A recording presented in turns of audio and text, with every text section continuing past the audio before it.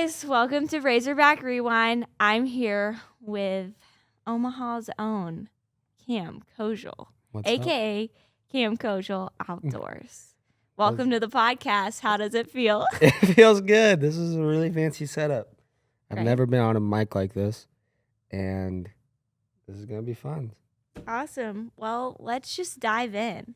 So I have my little paper here. I composed some questions about your life, growing up Catholic, Yep. which we'll get to towards the end. First, I want to talk about fishing and your involvement with the team. So you have a ton of siblings, and how has that leadership impacted your like team life?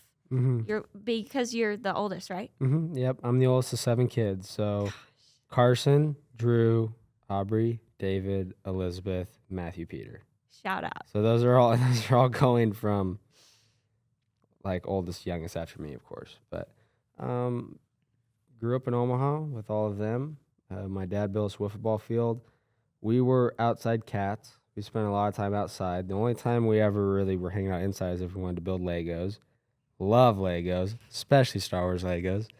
But no, we were always outside. Very strong in our faith. Big Catholic family. Love the outdoors. Love to go hunting and fishing. We have a lot of family back in the middle of Nebraska, so rural area. Go hunt and fish. What made you want to bring fishing and hunting to the team? Oh, yeah. As a team aspect. Well, it's just something I like to do. Right. So it was kind of natural. But what really sparked it, honestly, was Lake Norm, or the pond behind Ball Market Stadium. That's right. Because tell me about how they stocked. Did somebody stock that pond? All right, we're gonna go through deep dive. Yeah, of fishing here. Deep dive into Lake Norm. We'll start with the team first, and then we'll deep dive into Lake Norm. So we'll just start from the beginning. We just got to start telling stories.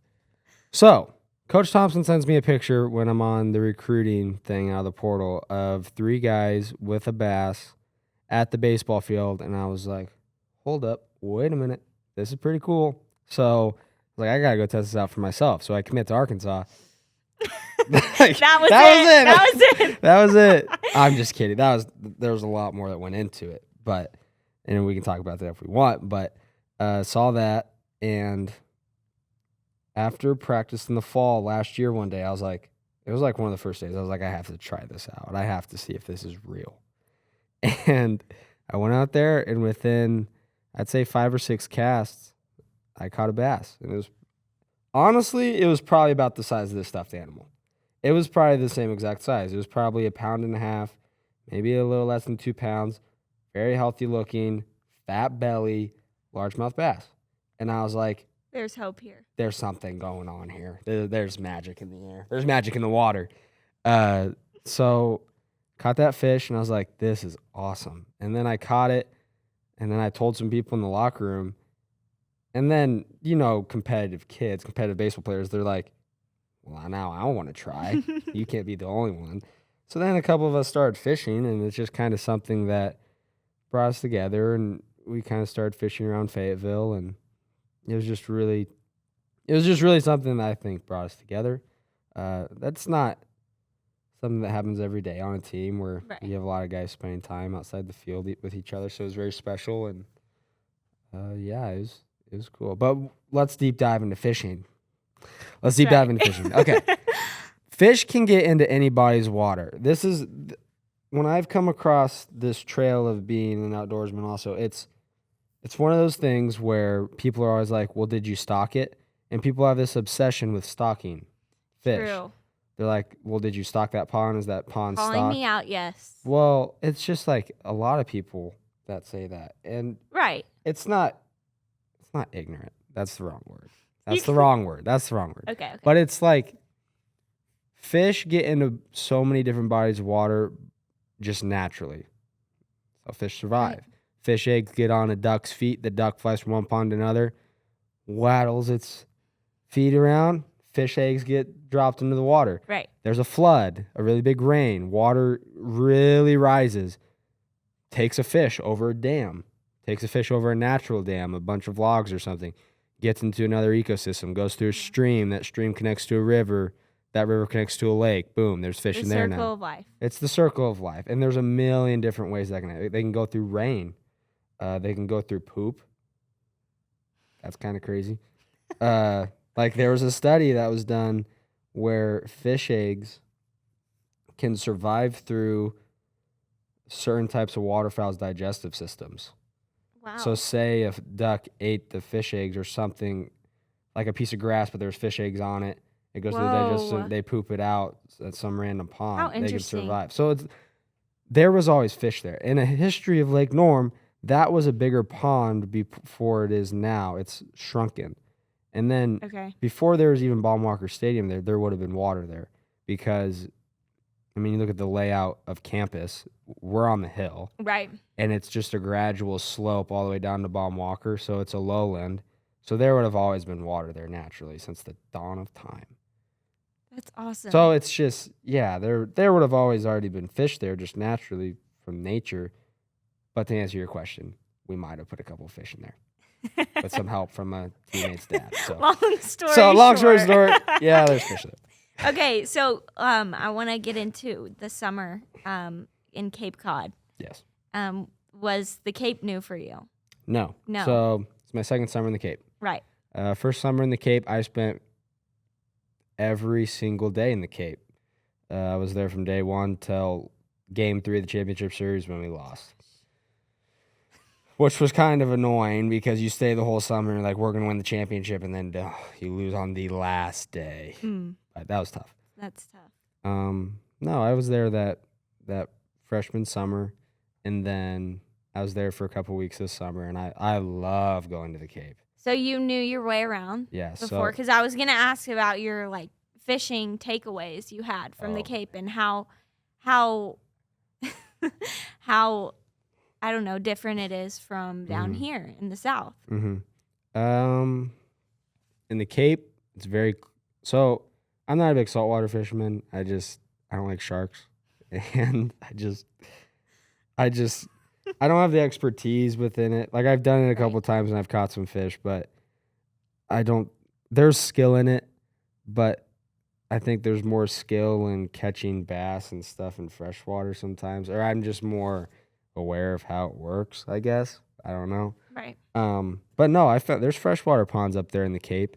If this is the Cape, I think the camera's confused. Yeah. If this is the Cape, it's like a arm, it's like a flexing muscle. Bourne is right here on the shoulder. And then the farthest team we go down is like, I think it's Chatham, which is on the elbow.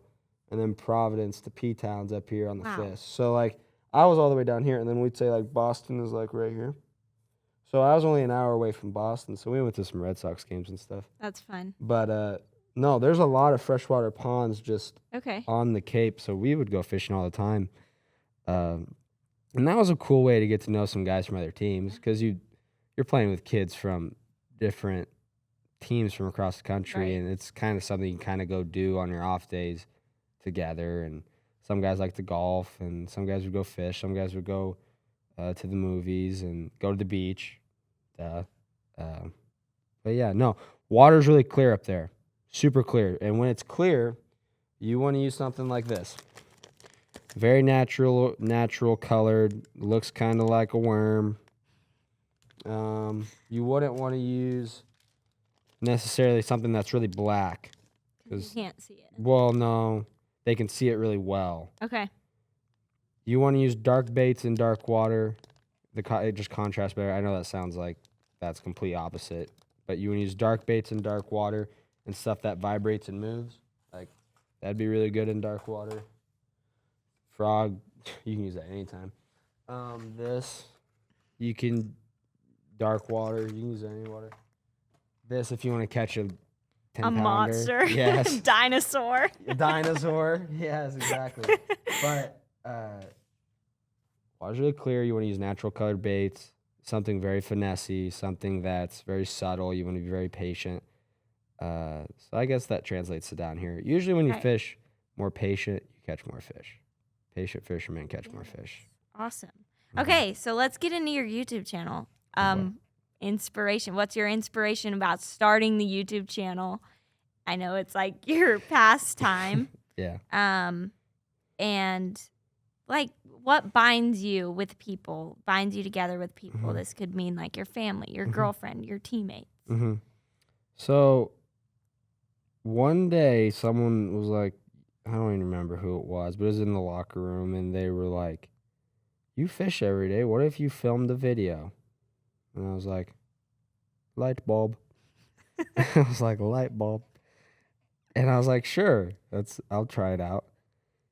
And my dad had a drone already, and I was going to ask where you got the drone. yeah, my dad had a drone already. Our iPhones these days, the cameras on them are unreal. Yeah, they're awesome. Like you can do stuff on your phone. I like an iPhone 15 or something. It just beeped. Sorry. And had that. I bought a pair of DJI mics, and I think that's all and I had a GoPro because that first summer in the Cape, me and my roommate Braden Holcomb were wanting to go buy a GoPro just to film stuff, and we never used it.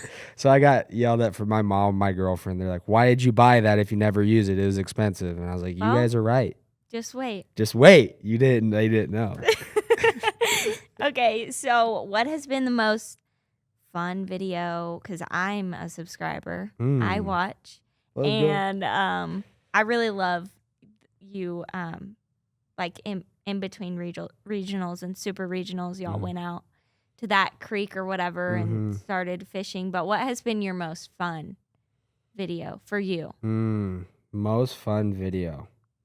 So it was the Nebraska bass fishing before a storm with one of my buddies, Grant Rankin, who's really curly haired and kind of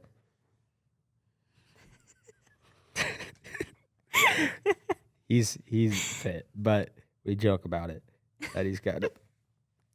So it was with him, my friend Max Hurd, Braden Cannon, Natalie was on that boat that day. I mean, my brother Dave was on that boat that day. And that was just a fun video to make because we were catching a lot of fish. And I knew it'd be good because it was before that storm front. Another fishing tip. You want to fish in low pressure situations. So if you go on your weather app, literally on your iPhone, and you scroll the way down to pressure, there's a little box there that says pressure. And it's barometric pressure. And it stays from about 28 something to 32. You want to fish between 29 and 30 and when the pressure's dropping. And what that usually means is that a storm's rolling in, that a storm's coming in. And that triggers something in the fish to eat. I compare it to, as humans, when we know big blizzard's coming, we go to Walmart and we stock up. Like we go get food because it's just something in living organisms. When they know they're about to experience something, they're like, we got to be well fed, we got to be safe, like that sort of thing. So you want to be fishing before the storm, when the storm's rolling in. And that was happening, and it was the pressure was really dropping fast, and I was like, we're probably gonna catch some good fish. And like we caught a couple of really nice fish. And I think Natalie caught. Yeah, Natalie caught monster. A huge fish. And it was just fun times because it was with some of my older friends who I kind of grew up fishing with. And that was, you filmed that before Omaha, right? Yep. Like when you went up there for Omaha, right? Mm-hmm. Okay, so how do you have time for all of this? You're a student athlete, so you're taking hours of classes. Yep. And then on top of that, you're a baseball player who travels, who does a lot of baseball. A lot of baseball. So how do you have time for all of this? And that's the magic question that no one's really asked me except my mom. And my mom was like, I don't like this because I feel like you're splitting your time up. And this is what I came down to. Like, you got to list your priorities. So I listed out my priorities. And YouTube's last of my priority. But this is what I can do, is when, like, during this time of my life, I need to be focused on baseball. Like, faith, family, baseball. But we're gonna skip to the baseball part.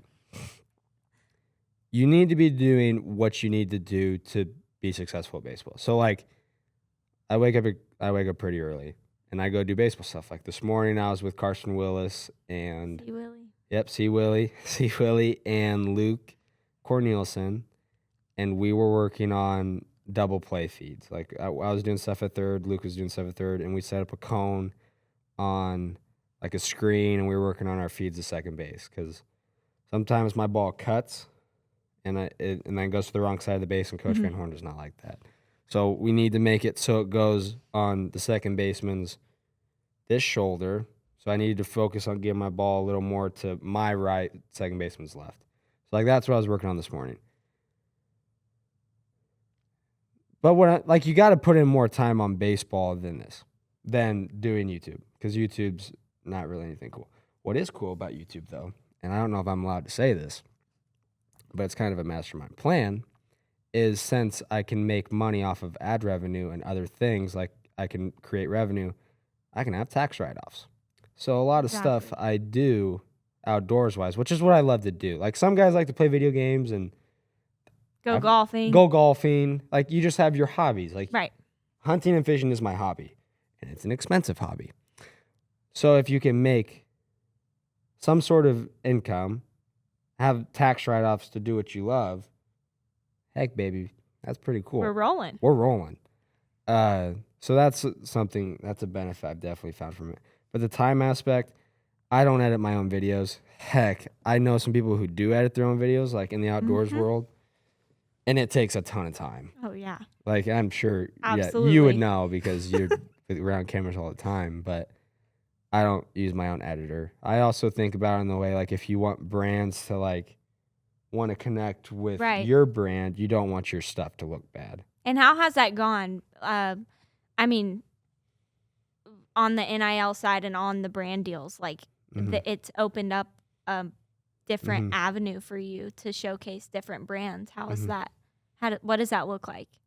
So initially, nothing crazy, and it's still nothing crazy, like nothing big, but it's little by little. Like fishing companies or like outdoors companies will send you lures to try. Right. So I have a new video that I think I'm going to try to film. I don't know when I'm going to film it, but it's an idea. And I have a list of ideas on my phone because they just come through to me throughout the day. And one of my new ideas is I'm going to do a 3-lure challenge, or maybe 4 or 5 lures. I don't know yet. But it's going to be with baits that are made locally in Arkansas. Oh, that's awesome. So just kind of trying to promote those smaller businesses within Arkansas. Yes. Because I know a lot of my audience is Arkansas fans. Right. So that would make sense. They're watching something. Oh, I know the owner's daughter's dog walker who owns this fish, and I buy the fishing stuff now. This is one of the companies. Awesome. Like they're made in Arkansas. Awesome. I think they're made in Arkansas. So I think that'll be a cool video. I'll film soon. But I've gotten some stuff for free, and I'm very fortunate to have those things. But it's just slow and steady. Right now, you also have to know your audience. Absolutely. I would say a lot of my audience right now is Arkansas Razorback fans. Right. And I love them to death. But they're not, no one's really worried about baseball right now. Right. No one's really worried, or no one's thinking about baseball. Everyone's football and kind of looking forward to basketball. Right. So right now what I'm trying to do in my head and kind of on paper to grow my audience is get more into the outdoorsy niche of people. And right now what they're wanting, what outdoors people are wanting to watch is hunting stuff, because it's about hunting season. They're looking forward to it. So dove videos or teal hunting, that sort of thing. And then duck and deer and turkey. People are looking forward to hunting season right now. That's what they're excited for. I wouldn't say a ton of people are still hung up on bass fishing. Right. People will still watch it, but it's not going to be huge. Yeah. If that makes sense. And on the topic of Razorback fans, a ton of people, you mentioned in one of your videos, if anybody's got ponds in Arkansas, that was a hive that exploded. Yeah. How have you responded to fans, or maybe potential video idea, trying out different ponds around Fayetteville? Yeah. No, that was awesome. I think I put some out on X about it. I did something in the fall, and then I did something in the spring. And it just goes to show, like, in the spring, people were more engaged with it because Right. baseball is the thing right now. In the fall, like, who is this transfer kid who's asking for fishing spots? Like, go Hogs football. Like, you know what I mean? Right. Like, I still got some people to reach out, and I was very fortunate for that. But in the spring, I got a couple more spots just because that's what people were caring about. And you have to be careful with that stuff because you don't know everyone's intentions on the internet, and you Right. can't trust like we're walking up to a stranger's farm, and heck, they could be trying to kidnap you. Right. Like, who knows? So, like, I got a couple really nice friends, and you just kind of ask around the community of Fayetteville and be like, you think this is worth going to? Or, like, have you ever heard of this person? Or Exactly. you kind of do like you kind of stalk them on social media and do a background Well, check. yeah, of course. But no, it's great, and yeah, it's all good. That's awesome. So on the topic of teammates Mhm. and fishing with your teammates, who was the best person you've featured so far, Oh, jeez. teammate wise? Not picking favorites, obviously, but I'll do best fisherman. Like, I think Okay. they're a good fisherman, and then just like fun to be around, like just fun. I think Gage Wood's a really good fisherman. Okay. I think him and low key Brent Iredale. It's him, Brent, Sousa's good, and V. Like, those guys are good. V, I would say is most improved okay, over that was time, my next question. over that span. I'm just going with No, you're V good. was like most improved. Like, he knew nothing. And like he would like watch fishing videos in the locker room. Like, I saw him once or twice. And he would go to Walmart and buy baits and stuff, and he got really good at it. He was very patient. Brent got really good at it, and he was extremely patient. Woody, he grew up fishing. He knew what he was doing. And then like Sousa knew, like, very good fisherman. Just Yeah, he's fun to be awesome. around. Charles Davalon was extremely fun to be around fishing. He's just Chuck's just a little fireball. Loved being around him. Kuhio's fun to be around fishing. There's a lot of fun guys to be around. How are This you year? trying to this year, like, lure the guys into, hey, can you come fishing with Yeah. me? Especially with all the new guys. With that, that's something I've thought about. It's, you don't force it. Right. Because then it's, like, you just don't force it. Like, fishing doesn't have to be the thing. Like, if it doesn't need to be. Like, it doesn't need to be the thing. Just because that's what some of us did last year doesn't mean that's what everyone needs to do this year. Like, I know a lot of guys really like to go mini golfing.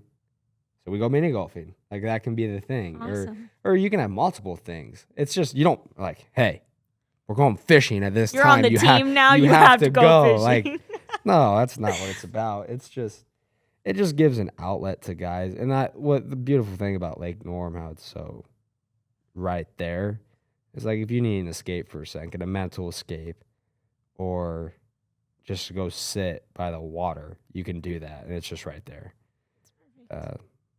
So yeah, there are guys who like to fish, like Damian Ruiz. He's a new guy, transfer, Yes. outfielder. He likes to fish.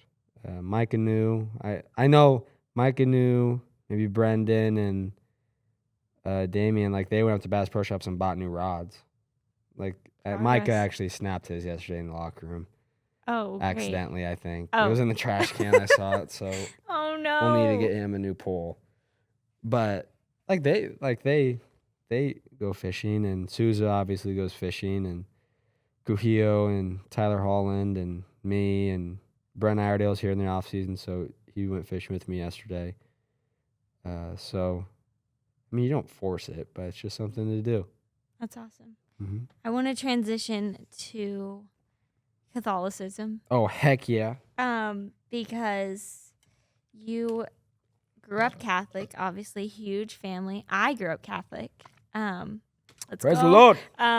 And outdoors, obviously, does it make you feel connected to Christ? Mm-hmm. How? In what ways? So, most basic way is it's creation. And the more you spend time in creation, I think the more you realize there's someone behind it. Absolutely. Like, you just look at demographics. I would say most people who are in a rural community who are like your typical blue collar, hardworking, on a farm, maybe smaller city, usually those people are more religious and it's more Christian. And I don't know, I'd like to do a study on why that is. I'd just like to do a study. very But then you look interesting. at like a city, like a big city, a big bustling city, like the New Yorks, the Chicagos, everything. Love their baseball teams. But I just don't want to live I don't want to live in the city someday. I don't want to live in the city at all. Like I don't have any aspirations to live in a big city. But then you look at those demographics, and obviously there's still people who are religious and everything.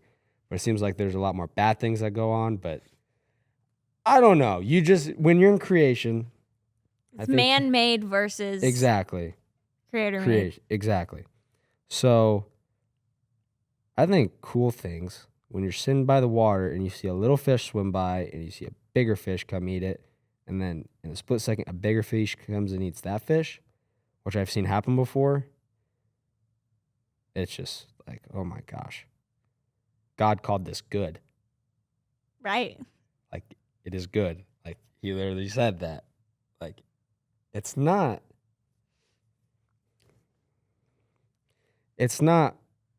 I don't know how to say this. It's not like it's watered down. Like, the wilderness is dangerous in a way. Yeah. So that just tells you about God. Like, it's not dangerous, but like, he called it good when he made Earth. And Earth is pretty crazy, naturally. But yeah, that's what I like about being in the outdoors. You get closer to God. You're also in the silence. I think you encounter God in the silence. I think that's something our culture's kind of lost. Yeah. I think we're so scrolly, go, microwave culture. Everything's got to be done like this. And when you're just sitting in the silence, I think that's when you truly encounter God. Or you can kind of start to feel him. Just kind of Holy Spirit working through you. Like, you're just sitting, relaxing. Oh, I don't think that thought was my own brain. Like, I don't think I could have reasoned to that. Exactly. It's So the Holy it's- Spirit. Exactly. So, yeah. Yeah. I could talk forever about that. Yeah. It's just- And so sharing your faith with Mhm. your teammates, how do you go about doing that in Mhm. a respectful way? Yep. And also through your outdoors, Mhm. has it brought others closer to Christ? Mhm. So, I would say I'm pretty involved with the Focus ministry on campus, like the Catholic outreach. Catholic hogs? Yeah, Catholic Hogs. There we go. And I do discipleship stuff on them on Wednesday mornings. And Barrett Gregory was a big guy in that group, and I did a lot of stuff with him. And now it's Jake. But that's something I've had discussions with them about because it's so like go proclaim the gospel, like be bold about your faith, which I want to be. But with teammates, you're on a team with them, and you're playing in front of 50,000 people, and you got to do the hardest thing in sports. And if they don't trust you or don't like you for some reason, it's hard to do that. They can still respect you. So it's being bold about your faith, but not being so like about it or pushy about it that it's like, who is this crazy guy? Right. Who is this crazy guy? And then it's just, you got to have a genuine friendship with someone before I think you can really start pursuing Christ with them. And that's what I try to work on, having a genuine friendship. And then when I think it reaches that time when I can start bringing up topics like that, or it's healthy, or it's like we have an actual friendship, then I do that. But Right. we do 2 Bible studies a week on the team. We do one on Monday night and then Willis and I lead one on Thursday nights, so it's That's pretty awesome. awesome. It's pretty cool. That's awesome. Okay, so you have so many siblings. You're a team leader.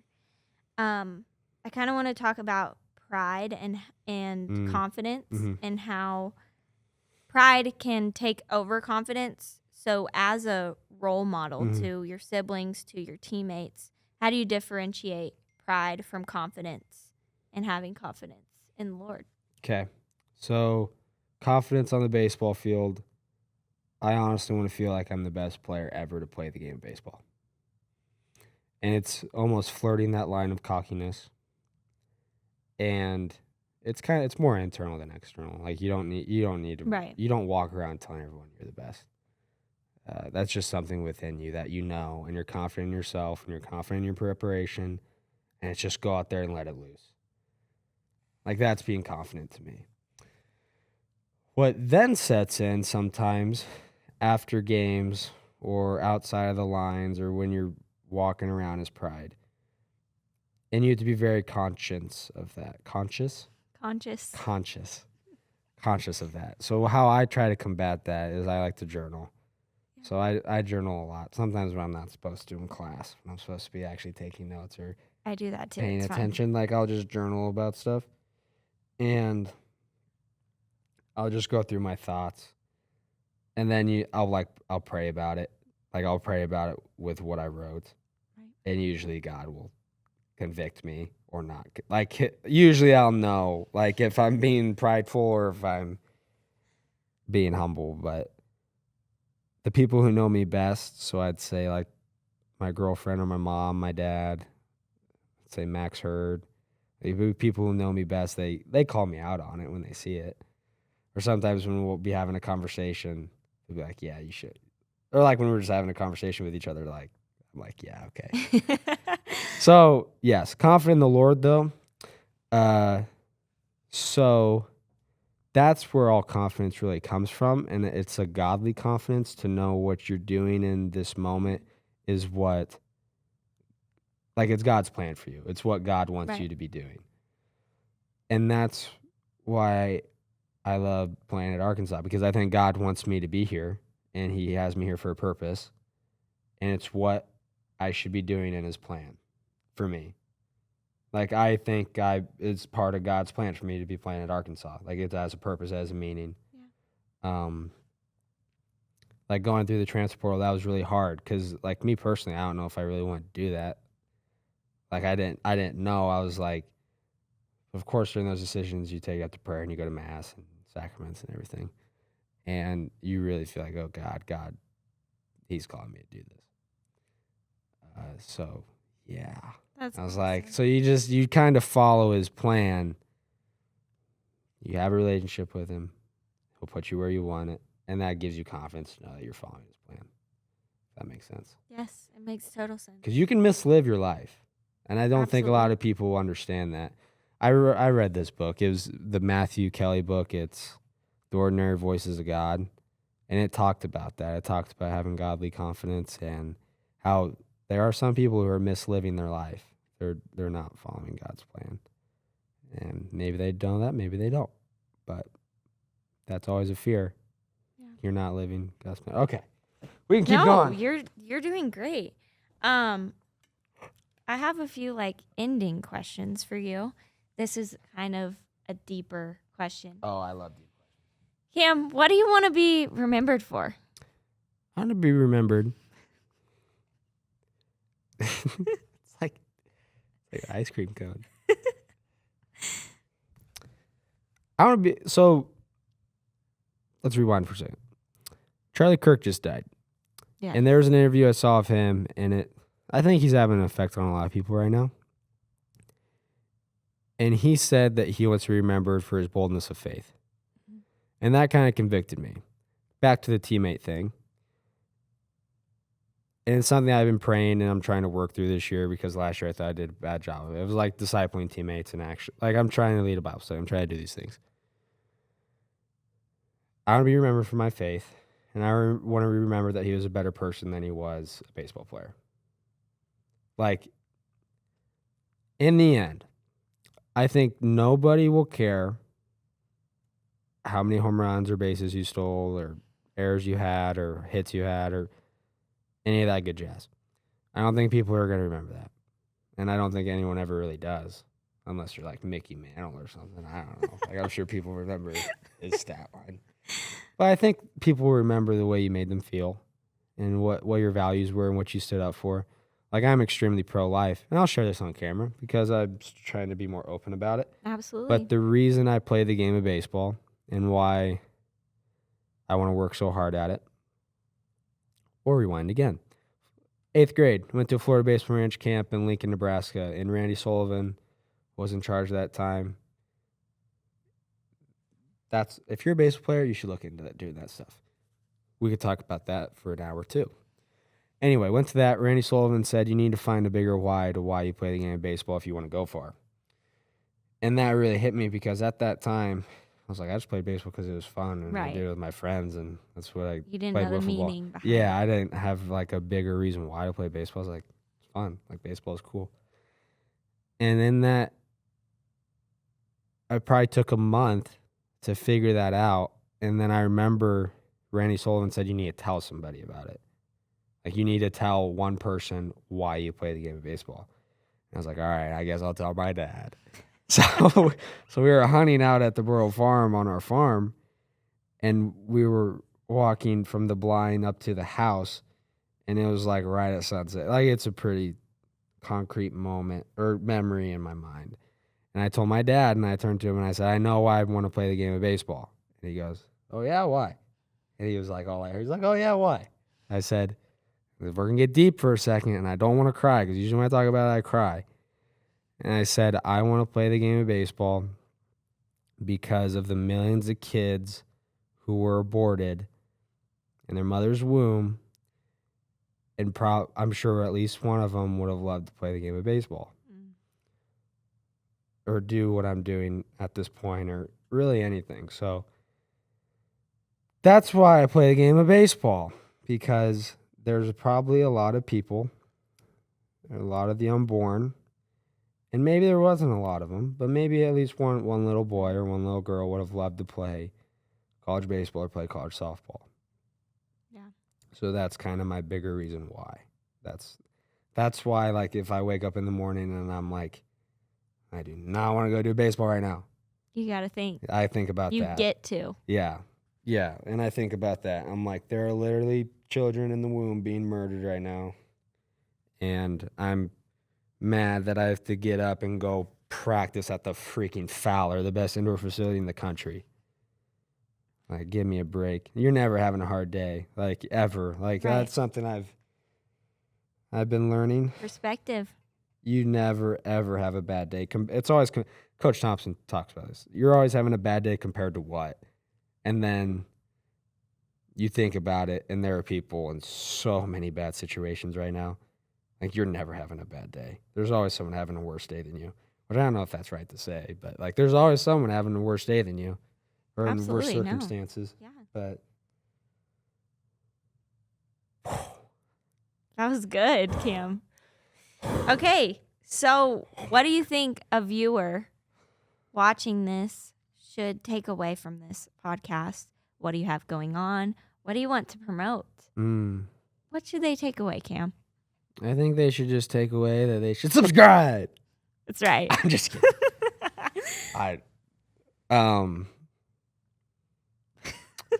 There's a lot of things you could take away. I don't know if there's one thing in particular. Well, I think you should get deeper in your faith. I think everyone can do that. I think, like, I was just, like, I'm not an average white kid from the Midwest. Like, I had God-given ability since birth. But you can do it. Like, it's very attainable. Like, if you work hard and you do the right things with your body and you go about things the right way and you treat people well, like, you can be a Division I baseball player if you really want to. A lot of people aren't just they're not willing to sacrifice what it takes to do that. Yeah. It's a lot. Yeah, it is a lot. But I honestly think, and I thought about this in high school, and when my girlfriend, bless her heart, she was a softball player. And that's actually, we'll rewind again. So I always said I would find my wife because I plan on proposing to her probably this spring or summer. Just don't tell anybody. Cameras, that's fine. I always said I would find my wife either in a baseball facility or church. And I never, that's what I knew I was going to do. Right. And then like a couple years later, I saw this beautiful girl taking ground balls at second base at UVA in Omaha. And I was like, whoa, she's really pretty. And she's taking ground balls. She's got to be awesome. So from a mutual friend. Anyway, she's a softball player. She is not, I came to find out later that year when she was actually going through her season, she just wasn't the greatest softball player. She had fun with her friends, and she had a beautiful swing, and she looked very nice in her uniform. She was very pretty, but she just had zero killer instinct. Like, she's just too nice. That's what I boiled it down to. Anyway, but I remember having discussions with her because at some points we had talks, and she was like, yeah, I'd like to play college softball. There was only a couple of those talks, but they happened. And I was like, you could do it. Like, if you really wanted to, you could get better. You could start doing things right. You could sacrifice maybe going and doing stuff with friends and actually, like, going and doing softball stuff and, like, all that sort of stuff. And I'm a firm believer, if you want to do it, you can do it. Literally Right. anybody. I think anybody could transform their body and be a Division I athlete. Some people, it takes more work than others. Mm-hmm. But I genuinely think that anyone can do it. It's just what you're willing to do for it. Right. And you have to have the right resources. So that's a whole other discussion. You have to know the right things to do. So you have to know good people, and you have to know good coaches and that sort of thing. But like I didn't spend a lot of money growing up on trainers and stuff. Like, my dad just knew what the heck he was talking about. So Yeah, my dad coached 20 years of travel ball. yeah, So he knows what he's doing. yeah. Dads know. They know. They know everything. Well, Cam, I'm so glad that you came to this podcast. This is pretty and fun. Make sure y'all subscribe to his outdoors channel, Cam.Kozeal.Outdoors. Cam.Kozeal.Outdoors. We're trying to grow it, baby. Yeah, and maybe he'll be in this seat one day I guess hosting a podcast. We'll see. Knows? Awesome. See. Thank you so much, Cam. It's Yes. been a pleasure. And go Hogs. Go Hogs! Woo, baby! Hey. Awesome.